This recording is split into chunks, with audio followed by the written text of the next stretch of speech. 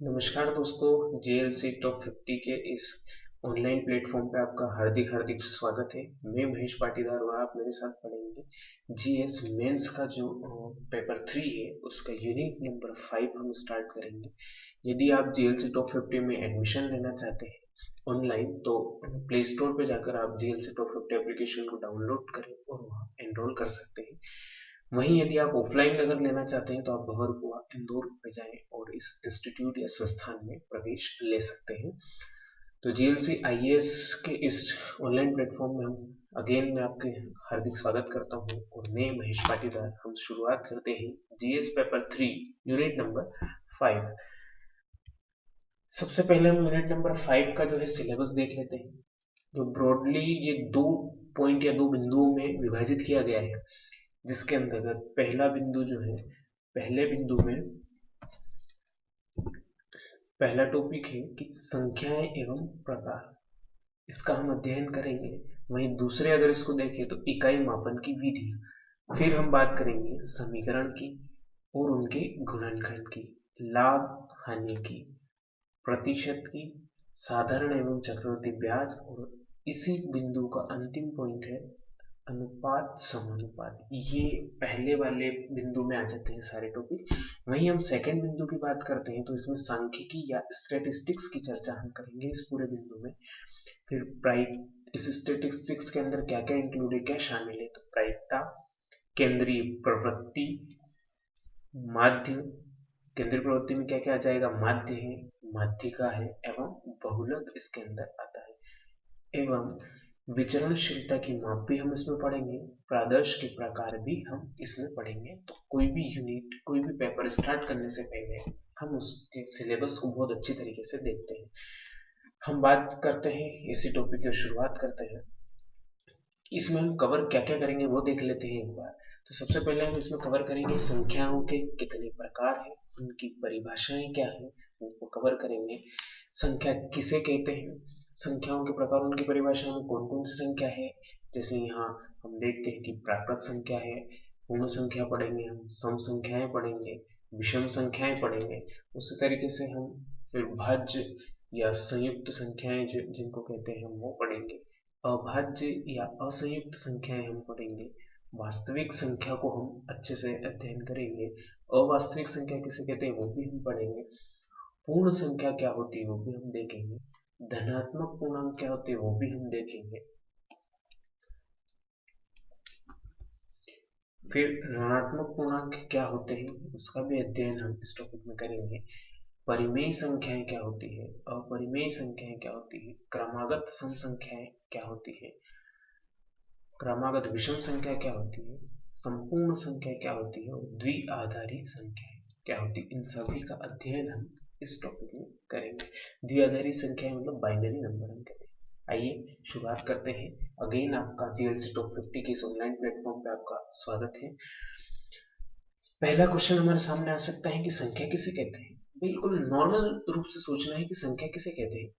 वो सारी संख्याएं जो हमारे सामने हम देखते हैं कि कोई भी संख्याएं हो सकती है, 0 से लेके 1 2 3 4 अप टू 9 तक चलते हैं। यही डिजिट हमको किसी भी संख्या में मिलेंगे। कोई भी संख्या इन्हीं नंबरों का या इन्हीं अक्षरों या इन्हीं अंकों का यूज करके हम बना सकते हैं।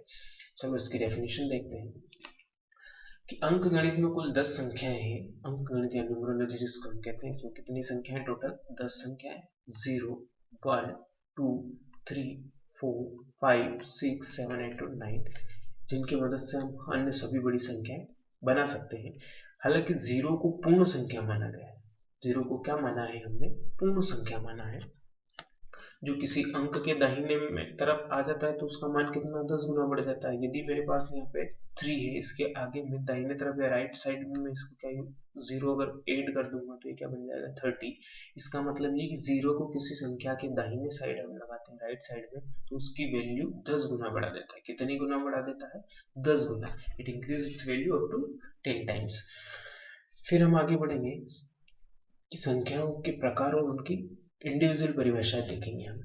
पहला हम उठाएंगे कि प्राकृत संख्या या नेचुरल नंबर क्या होता है। 3 नंबर में क्वेश्चन आ सकता है मेंस में 3 मार्क्स में कि क्या है प्राकृत संख्या। या नेचुरल नंबर क्या है। तो प्राकृतिक संख्या किसे कहते हैं, देखते हैं। जो शून्य है उसको छोड़कर संख्याओं को प्राकृतिक संख्या कहते हैं। किसको छोड़कर, यहाँ हम छोड़ेंगे शून्य को। इसका मतलब ये कि एक से शुरू होकर अनगिनत या इन्फिनिटी तक शुरू होने वाला, फॉर एग्जाम्पल 1 2 3 या 1 2 3 4 5 चलते जाएंगे हम कहाँ तक, इन्फिनिटी तक या अनंत तक हम चलते जाएंगे, तो इसे हम क्या कहते हैं, प्राकृत संख्या कहते हैं। जब क्वेश्चन अगर 3 मार्क्स में आता है तो हमको डेफिनेशन लिखकर ये तो एग्जाम्पल यहाँ पे लिख देना है, मार्क्स पूरे मिल जाएंगे। 5 नंबर में भी लगभग ऐसा ही है, थोड़ा सा 1-2 लाइन अपनी तरफ से लिख देंगे कि शून्य को छोड़कर संख्याओं को प्राकृत संख्याएं कहा जाता है।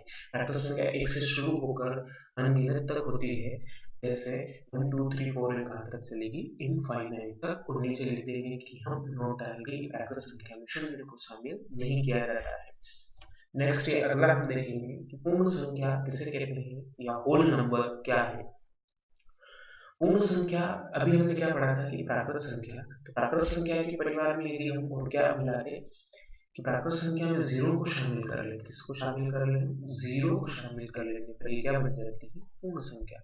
देखो प्राकृत संख्या कहाँ चल रही थी, हमारा निश्चय नंबर 1 2 3 4 डैश कहाँ तक चल रहा था, इन्फिनिटी तक। यदि इस फैमिली में मैं किसको जोड़ लूँ, जीरो को, किसको ऐड कर लूँ, जीरो को। इस जीरो को ऐड करने पर या इस जीरो को और इसमें शामिल करने पर, किसमें, प्राकृत संख्या के परिवार में जीरो को शामिल करने पर क्या बन जाता है, पूर्ण संख्याएं बन जाती है। वहीं हम आगे बढ़ेंगे कि सम संख्याएं किसे कहते हैं। सम संख्या अगला नंबर आ गया कि जिन संख्याओं में 2 से पूरा पूरा भाग चला जाता है। नोट करने वाली बात क्या है यहाँ पे कि जिन संख्याओं में 2 से पूरा पूरा भाग चला जाए उन्हें हम क्या कहते हैं, सम संख्याएं कहते हैं। उदाहरण के लिए मैंने ले लिया फॉर एग्जाम्पल यहाँ पर 8 या 8 ले लिया, 8 में मैं 2 से डिवाइड कर दूंगा तो क्या जा रहा है जी, कंप्लीट रूप से 2 बार जा रहा है, यहाँ पे कोई रिमाइंडर नहीं बचा है, कोई शेष नहीं बचा। इसका मतलब 2 क्या है, सॉरी 8 क्या है, सम संख्या है। मैं इसका उदाहरण करके हम लिख लेंगे क्या, 2 4 6 8 10, ये इनफिनिटी तक चलता जाएगा। हम बात करते हैं विषम संख्या की। विषम संख्याएं किसे कहते हैं, तो विषम संख्या वो संख्या है, सम में क्या हो रहा था कि 2 से भाग चला जा रहा था पूरा पूरा, विषम इसका बिल्कुल जस्ट उल्टा है। विषम संख्या में क्या होता है, ऐसी संख्या है जिनमें 2 से भाग नहीं जाता है, विषम संख्या कहलाती है। जैसे 3 हो गया, 5 हो गया, 7 हो गया, 9 11, ये सब क्या है, विषम संख्याएं है। फिर हम आगे बढ़ते हैं, कुछ फैक्ट इन संख्याओं के बारे में देख लेते हैं। इन्हें भी 2 या 2 से अधिक सम संख्याओं को जोड़ते हैं। ध्यान से देखना, इन्हें भी 2 या 2 से अधिक सम संख्याओं को जोड़ने पर, मैंने लिया एक सम संख्या में 2, एक सम संख्या ले ली 4, इन दोनों को जोड़ने पर जो सदैव सम संख्या ही प्राप्त होती। 4 और 2 कितना हो जाएगा यहाँ पर 6, तो एक सम संख्या 2 सम संख्या को जोड़ने पर क्या हो गया 6 2, इसका रिजल्ट भी क्या आएगा, सम संख्या है। यदि एक सम संख्या में एक विषम संख्या जोड़ी जाए तो सदैव एक विषम संख्या प्राप्त होती है। फिर इसका क्या मतलब हुआ कि यहाँ एक सम संख्या ले ली 2 और एक अगर विषम संख्या ले ली कोई, यहाँ पे 3 ले लिया, क्या ले लिया यहाँ पे 3, तो 3 और 2 5, तो ये हमेशा क्या देगा हमको, विषम संख्या देगा। यदि दो विषम संख्याओं को आपस में जोड़ा जाए, यदि हमने 3 को और एक ले लिया 5 को, तो ये तो सदैव एक सम संख्या प्राप्त होती है। जब हम विषम संख्याओं को ऐड करते हैं तो क्या आता है, फिर रिजल्ट सम संख्या आता है। फिर अगला पॉइंट यहाँ पे दिया है कि किसी भी सम संख्या की जितनी भी घात की जाए, किसी भी सम संख्या की जितनी भी घात की जाए, सदैव परिणाम क्या मिलेगा हमको, तो उसके परिणाम हमेशा हमको क्या मिलेगा, सदैव। क्या कहना चाह रहा है, फॉर एग्जाम्पल कोई सम संख्या ले ली मैंने 2 यहाँ पे मैंने ले लिया, इसकी पावर में 2 लेता हूँ तो कितना आएगा, 2 2 जा 4 या 2 की घात 2 2 गुना 4। वहीं अगर मैं इसकी 2 की घात 3 ले लेता हूँ तो भी सम संख्या ही आएगा, 2 दूनी 4 दूनी 8। इसका मतलब है किसी सम संख्या कितनी भी पावर लगा दे वो रिजल्ट हमेशा क्या आएगा, सम संख्या ही आएगी। फिर अगला पॉइंट क्या बोलता है कि किसी भी विषम संख्या की जितनी भी घात की जाए परिणाम सदैव विषम संख्या होगा। मतलब कि यहाँ जैसे हम सम संख्या की कितनी भी घात कर रहे थे तो वो क्या आ रहा था आंसर या उत्तर सम संख्या। उसी तरीके से यदि विषम संख्या में 3 लेता हूँ, इसकी घात 2 लगाता हूँ तो 3 3 जा 9 या 3 3 9 आएगा। वहीं 3 की पावर में 3 लगाता हूँ तो 3 3 3 9 या 27, तो भी हमें क्या मिलेगा, विषम संख्याएं ही प्राप्त होगी। एक बार फिर आप सभी का स्वागत है इस GLC टॉप 50 के ऑनलाइन प्लेटफॉर्म पर। और यदि आप वीडियो को पूरा देखना चाहते हैं तो आप इस कोर्स को जरूर सब्सक्राइब करें हमारे YouTube चैनल पे। ये वीडियो यहीं तक मिलेगा, और यदि आप इसको पूरा देखना चाहते हैं तो आप क्या करें कि जो GLC टॉप 50 का एप्लीकेशन है उसको डाउनलोड करें और पेड वर्जन को आप क्या एनरोल करें। फिर हम बात करते हैं भाज्य या अयौगिक संख्या या संयुक्त संख्या। जिन संख्याओं में एक या उस संख्या को छोड़कर दूसरी किसी संख्या से भी भाग हो जाए। मैंने क्या कहना चाह रहा, ध्यान से सुनना कि मैंने यहाँ लिया है 6, कि जिन संख्याओं में एक, मतलब इसे एक से विभाजित कर सकते हैं, बिल्कुल कर सकते हैं, या उस संख्या को छोड़कर 6 से भी भाग दे सकते हैं इसमें, ठीक है। दूसरी किसी संख्या से भी भाग जाए, इसमें किस किस से जा रहा है, 2 से जा रहा है, 3 से जा रहा है, तो उन्हें यौगिक संख्याएं कहते हैं। क्या कहते हैं उन्हें? यौगिक संख्याएं कहते हैं, या भाज्य संख्याएं भी कहते हैं। इसको इंग्लिश में हम क्या कहते हैं, कंपोजिट नंबर। इसका मतलब ये कि जो भी संख्या हम ले रहे हैं उसमें एक से या खुद इन दो के अलावा किसी और से भाग जाता है तो उसे हम क्या कहते हैं, कंपोजिट नंबर, भाज्य या यौगिक संख्याएं कहते हैं। फिर नेक्स्ट हम देख सकते हैं कि भाज्य संख्या जो है, नोट देखना है यहाँ पे कि जो भाज्य संख्या है वो सम भी हो सकती है और विषम भी हो सकती है। देखो ये क्या 6 क्या था, सम था। मैं किसकी बात कर लेता हूँ यहाँ पर, 15 की बात कर लेता हूँ। 15 1 से भी डिवाइड कर सकते हैं और 15 से भी कर सकते हैं। इन दो के अलावा किसी नंबर से जाता है तो ये भाज्य हो जाएगा। तो यहाँ पर 3 से देखते हैं, चला जाएगा, 5 से चला जाएगा, इसका मतलब ये 15 क्या है यहाँ पर विषम और 6 क्या है, सम। तो चाहे सम और विषम जो भी संख्या हो वो भाज्य या यौगिक संख्या हो सकती है। फिर हम अगला देखते हैं कि अभाज्य या ऋण या असंयुक्त संख्याएं किसे कहते हैं। तो अभाज्य मतलब बिल्कुल भाज्य के अपोजिट, जो कंपोजिट नंबर थे उसका कंप्लीटली अपोजिट क्या हो जाएगा यहाँ पर, ऋण, असंयुक्त संख्या या अभाज्य संख्या हो जाएगी। जिन संख्याओं में एक या उस संख्या के खुद के अलावा अन्य किसी दूसरी संख्या से भाग ना हो तो ऐसी संख्याओं को ऋण संख्या या अभाज्य संख्या कहते हैं। क्या कहने का मतलब है कि फॉर एग्जाम्पल मैंने यहाँ पर लिया क्या, 5। 5 को मैं एक से विभाजित कर सकता हूँ और 5 से विभाजित कर सकता हूँ, इसके अलावा किसी और नंबर से कर सकता हूँ क्या, नहीं। इसका मतलब कि ये या तो खुद एक से विभाजित होगा या खुद 5 से ही विभाजित होगा, इसके अलावा किसी और नंबर से इसको हम विभाजित नहीं कर सकते हैं। तो ये क्या है, अभाज्य है या प्राइम नंबर। ऐसे नंबर को हम क्या कहते हैं, प्राइम। फॉर एग्जाम्पल मैं 3 को लूंगा तो 3 में भी ऐसा ही है, उदाहरण के लिए क्या है, 3 भी ऐसा ही, इसको 1 से डिवाइड कर सकते हैं और 3 से, इसके अलावा कोई नंबर है क्या, कोई नंबर नहीं।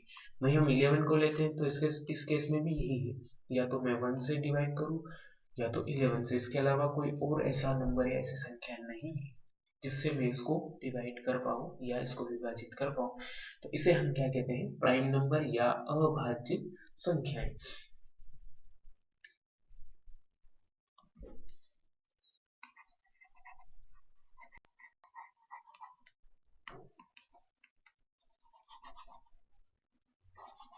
चलो अब हम अगला नंबर देखते हैं। इसमें कुछ ध्यान देने की जो बातें हैं उनको हम देख लेते हैं कि वो कौन कौन सी बातें हैं। कि एक न तो भाज्य है और न ही अभाज्य, इसको न तो भाज्य में लेते हैं एक को और न ही अभाज्य को। कभी क्वेश्चन ऐसा आ जाए 3 मार्क्स में, या ऐसे कंसेप्ट के लिए भी हमको पता होना चाहिए कि न तो भाज्य है, क्योंकि भाज्य होने के लिए क्या कंडीशन है कि वो एक से डिविजिबल हो और खुद से डिविजिबल हो, कम से कम तो ये एक ही है और इसके अलावा कोई और भी नंबर जैसे 2 3 किसी एक से तो जाना ही चाहिए। पर इस केस में क्या होता है, केवल एक ही फैक्टर है इसका, तो ये अभाज्य है नहीं। अभाज्य के लिए भी कम से कम क्या कंडीशन है कि इसके खुद से भी जाए और एक से भी जाए, तो इसके लिए कम से कम 2 फैक्टर हम देख रहे थे। लेकिन यहाँ क्या किया हम लोगों ने कि हमने नहीं, गणितज्ञों ने, कि एक को ना तो भाज्य में लिया है और ना ही अभाज्य में लिया है। फिर देखते हैं कि दो सबसे छोटी अभाज्य संख्या है।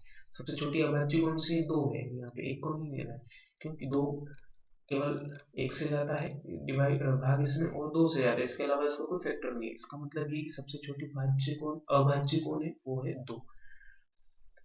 दो एक ऐसी संख्या है जो अभाज्य भी है तथा सम भी है, बाकी सभी अभाज्य संख्याएं विषम है।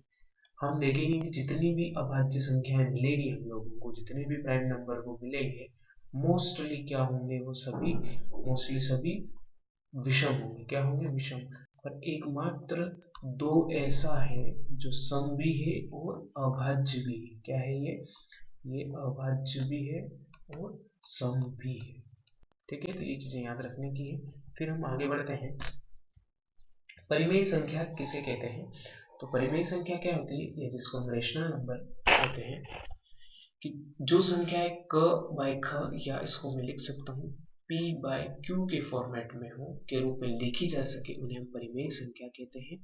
जहाँ क और ख दोनों ही पूर्णांक हैं। क और ख क्या है, दोनों पूर्णांक, मतलब यहाँ पे p और q दोनों क्या है, इसको मैंने लिखा p बाय q, तो ये p भी पूर्णांक है और q भी पूर्णांक है, मतलब मैंने यहाँ लिख दिया 3 और यहाँ लिख दिया 5। तो ये क्या है, रेशनल नंबर है। परंतु ख कभी 0 के बराबर नहीं होना चाहिए, तो इसकी कंडीशन मेन क्या है, जो इसका डिनोमिनेटर हर है इज नॉट इक्वल टू 0, कभी भी 0 के बराबर नहीं होना चाहिए। अगर ऐसा हुआ कि q इज इक्वल टू 0, तो इसका मतलब ये हो जाएगा कि p बाय 0 या यहाँ कोई भी नंबर होगा, मान लो 2 बाय 0, तो ये कंडीशन हो जाती है अनंत की या इंफिनिटी की। इसकी कंडीशन हो जाती है अनंत या इंफिनिटी की। इसलिए हमको ध्यान रखना है कि जो p बाय q या परिमेय संख्या हमारे पास है क बाय ख के रूप में, तो वहाँ उसका हर जो है वो कभी भी क्या नहीं हो सकता है, 0 नहीं हो सकता है। फिर आगे बढ़ते हैं, अपरिमेय संख्या किसको कहते हैं।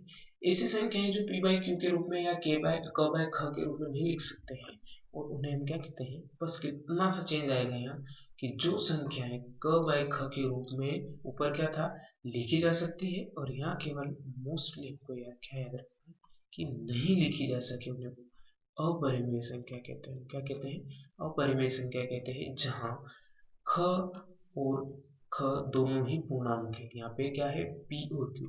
ऐसी संख्या जिनको p बाय q के रूप में नहीं लिखा जा सकता है, उसको हम क्या कहते हैं, अपरिमेय संख्या कहते हैं। ठीक है, फॉर एग्जाम्पल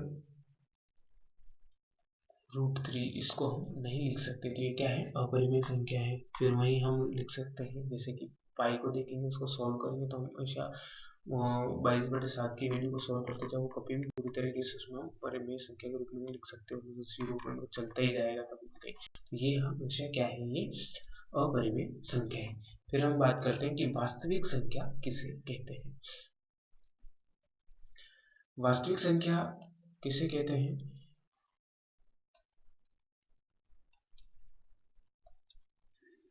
वास्तविक संख्या रियल नंबर क्या होता है।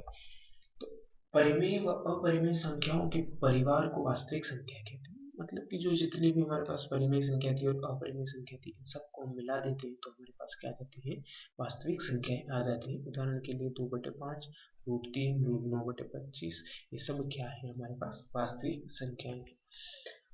अवास्तविक संख्याएं क्या है, अवास्तविक संख्या के लिए एक ही कंसेप्ट याद रखना है, जब रूट के अंदर माइनस आ जाए, जिसको इमेजिनरी नंबर कहते हैं, जब भी रूट के अंदर माइनस आ जाए तो वो सब क्या हो जाती है, इमेजिनरी नंबर या अवास्तविक संख्या कहलाती है। जो संख्याएं वास्तविक नहीं होती वे काल्पनिक संख्याएं होती है। सिंपल सी डेफिनेशन, जैसे -√4, -√1, ये सब क्या है, काल्पनिक संख्या। अब हम बात करेंगे पूर्णांक संख्या की, या इंटीजर नंबर क्या होता है, इसको ध्यान से देखना। अभी तक हमने क्या पढ़ा था कि प्राकृत संख्या कहाँ से स्टार्ट होती है, 1 से 1 2 3 4 ऐसे यहाँ तक।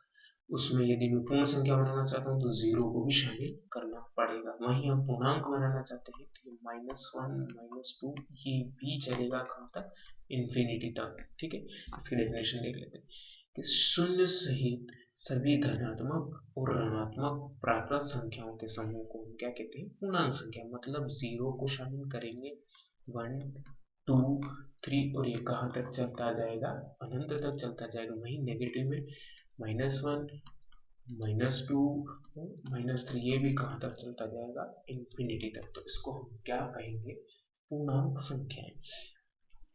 फिर हम चलते हैं, आगे बढ़ते हैं।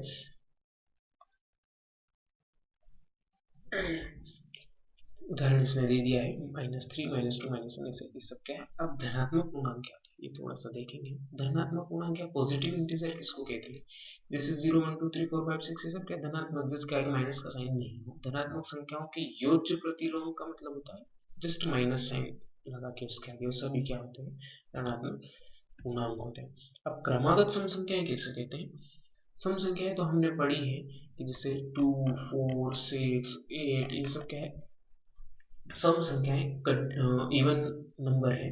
कंटिन्यू मतलब ये कंटिन्यू उसके साथ लगातार जुड़े हुए ऐसी सम संख्याएं जो क्रमिक रूप से लिखी गई हो उन्हें क्रमागत सम संख्याएं कहते हैं। जैसे क्या एग्जांपल के लिए क्रमिक रूप से लिखी गई क्रमागत जैसे 2 4 6 ये कंटिन्यू है और बिल्कुल एक ऑर्डर में एक फिक्स क्रम में है, तो ये क्या है, क्रमागत सम संख्याएं हैं। अब हम बात करेंगे क्रमागत विषम संख्या की। तो क्रमागत विषम संख्या क्या है, कंटिन्यू ओड नंबर क्या है, कंटिन्यू ओड नंबर उसको कहते हैं हम, जैसे एक ओड है मेरे पास 3, दूसरा ओड है 5, फिर ओड है मेरे पास 7, तो ये सब कंटिन्यू ओड है, इसलिए इसको हम क्या कहेंगे, क्रमागत संख्या विषम संख्या। अब एक आता है मेरे पास संपूर्ण संख्या है, ये आता है परफेक्ट नंबर। क्या आता है, परफेक्ट नंबर। इसकी डेफिनेशन क्या हो जाएगी कि ऐसी प्राकृत संख्या जिसके सभी अपवर्तकों का योग संख्या मान से दोगुना हो संपूर्ण संख्या कहलाती है ना। संपूर्ण संख्या परफेक्ट नंबर कहलाता है। इसको ध्यान से देखना कि 1 से 100 के बीच में दो ही संपूर्ण संख्या है, वो है 6 और 28 है ना। इसको ध्यान से समझना है कि संपूर्ण संख्या कैसे कहते हैं, एग्जांपल लेके समझते हैं कि यहाँ 6 को लिया है, 6 के अपवर्तक क्या होगा, 6 के अपवर्तक का मतलब क्या है, इसमें किस किस से भाग दे सकते हैं, 1 से दे सकते हैं, 2 से भाग चला जाता है, 3 से चला जाता है और 6 से खुद से चला जाता है। जब हम इनको ऐड करते हैं या जोड़ते हैं कि 1 + 2 2 + 3 + 6 तो टोटल इसका मान इसके डबल आना चाहिए। इसका डबल मतलब क्या, 2 और 1 3, 3 और 3 6, 6 और 6 यहाँ पर कितना आ गया है, 12। इसका मतलब 6 क्या है यहाँ पर, एक परफेक्ट नंबर या संपूर्ण संख्या है। वहीं हम बात करते हैं अगले नंबर की। अगला नंबर है मेरे पास 28। क्या है अगला नंबर, 28। इसके कौन कौन से अपवर्तक है, 28 में 1 से चला जाता है भाग, 2 से चला जाता है, 3 से नहीं जाता है, 4 से चला जाता है, 5 से नहीं जाता है, 6 से नहीं जाता है, 7 से चला जाता है, 8 से नहीं, 9 से नहीं, 10 से नहीं, उसके बाद सीधा 14 से जाएगा, 28 से। तो इनको ऐड करो, 1 + 2 कितना हो गया, 4, 4 + 4 कितना हो गया, सॉरी 1 + 2 हो गया 3, 3 और 7 हो गया 10, 10 4 और 14 कितना हो गया 18 और 10 कितना हो गया 28 और 28 मतलब कि यहाँ पर इसका सम आ गया 54, सॉरी 56, जो कि 28 की क्या है, जस्ट डबल है। तो इसको हम क्या कहेंगे, इसको भी संपूर्ण संख्या या परफेक्ट नंबर हम कहेंगे। फिर हम बात करते हैं बाइनरी नंबर या द्विआधारी संख्या। बाइनरी नंबर या द्विआधारी संख्या किसको कहते हैं, जिसका बेस 2 हो। बेस 2 को मतलब क्या है, इसमें केवल दो ही अंक हो, 0 और 1, इसको हम क्या कहते हैं, बाइनरी नंबर।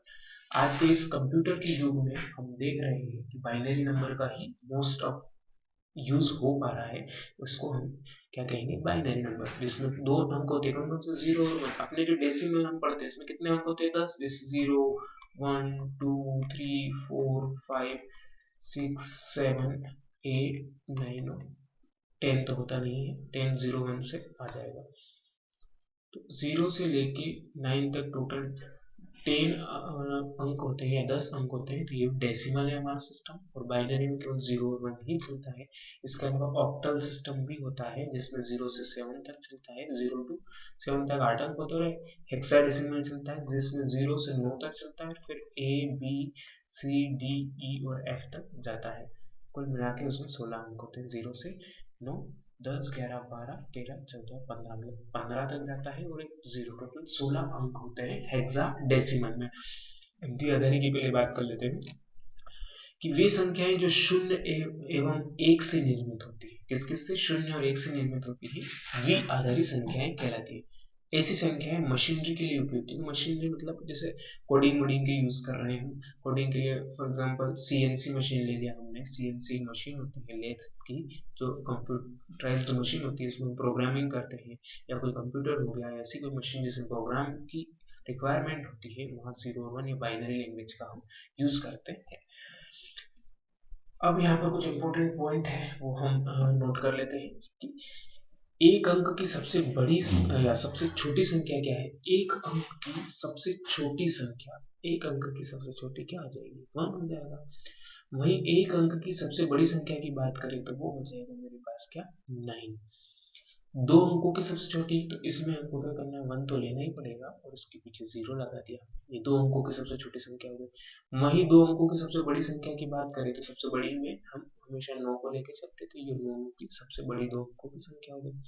तीन अंकों की सबसे छोटी संख्या बात करें तो 1 0 0। देखो ये एक अंक की, उसके पीछे 0 लगा दिया, दो अंक की सबसे छोटी, फिर 0 लगा दिया, तो 3 अंक की सबसे छोटी। इसी तरीके से 4 अंकों की सबसे छोटी, इसके आगे एक और 0 लगा दूंगा, 4 अंकों की सबसे छोटी संख्या हो गई। वहीं 3 अंकों की सबसे बड़ी संख्या की बात करें तो दो अंकों के आगे एक और 9 लगा दूं, 999, 3 अंकों की सबसे बड़ी। वैसे ही 4 अंकों में 999 और ये 9 4 अंकों की सबसे बड़ी संख्याएं हो गई है। Thank you. लेक्चर यहीं कंप्लीट होता है। यहाँ आप होमवर्क के लिए कुछ क्वेश्चन लिख सकते हैं। होमवर्क के लिए क्वेश्चन लिखें। क्वेश्चन नंबर पहला है अपने पास कि निम्न को परिभाषित कीजिए। निम्न को परिभाषित कीजिए। पहला नंबर है हमारे पास प्राकृत संख्याएं किसे कहते हैं, या प्राकृत संख्याओं को हमको क्या करना है, परिभाषित करना है। पॉइंट नंबर 2 या दूसरा क्वेश्चन हमको क्या लेना है कि अभाज्य संख्या किसे कहते हैं। अभाज्य संख्या को भी उदाहरण से हमको क्या करना है, परिभाषित करना है। वहीं मेरे पास आ जाए तीसरा परिभाषा जो हमको लिखनी है वो ये है कि संपूर्ण संख्या किसको कहते हैं।